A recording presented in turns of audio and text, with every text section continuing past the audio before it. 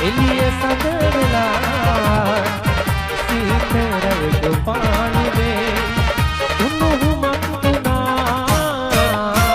අඳුරු අහසේ හිටී ගමන් එළිය සඳ වෙලා සීතරයක පාළුවේ උණුහුමක් වුණා මගේ ජීවිතේම දැන් දීනයක් වෙලා යන්න කොහෙ ගියාදෝ